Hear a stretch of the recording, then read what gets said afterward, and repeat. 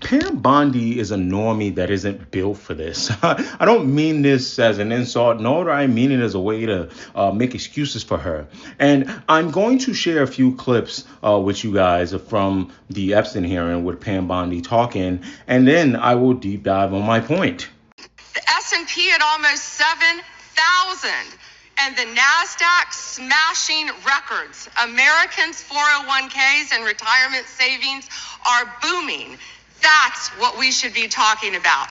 I know. You're wondering, what does the Attorney General have to do with the doubt? I get you. Let's just keep going. You know, with this anti-Semitic culture right now, she voted against a resolution condemning. I just want to be clear. Do you want to go there, Attorney General? Or do you want to go there? Are you serious? Talking about anti-Semitism to a woman who lost her grandfather. By the way, that stutter right there, that's the sound of somebody who's not built for this, a normie who's not built for this, but is trying to follow the instructions from up top to divert, right?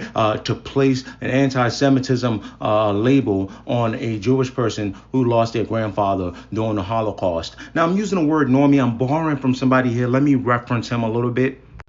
This gentleman, Jared, it was a bit of a tongue-in-cheek video. And he says, hey, we've got to vote more schizos into office because the psychos get the normies to do their dirty work, right? That's kind of what he's saying. In this case, the psycho here would be Donald Trump, right? The normie here, that would be Pam Bondi.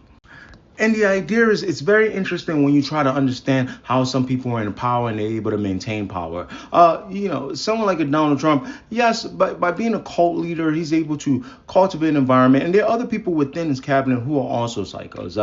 To me, Stephen Miller or Stephen Miller, whatever, he's one of them, right? And then you got a few other people, Steve Bannon. So, you got the people. And then you got these other people that you're saying to yourself, well, I can tell that they're not comfortable. I can tell that they're only doing this for what they can gain. And then you're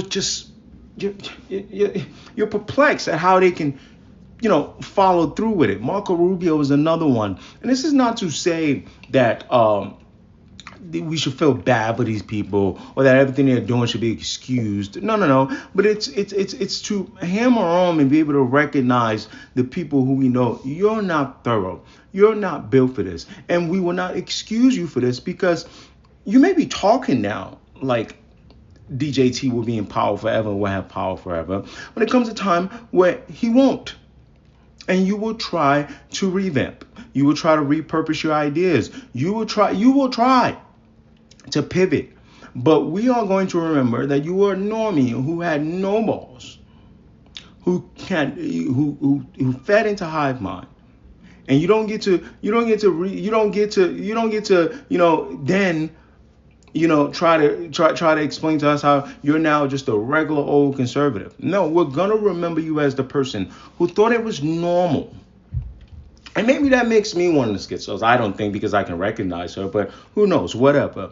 We're going to remember you as the person who thought it was normal to bring up the Dow and NASDAQ during a hearing about a predator.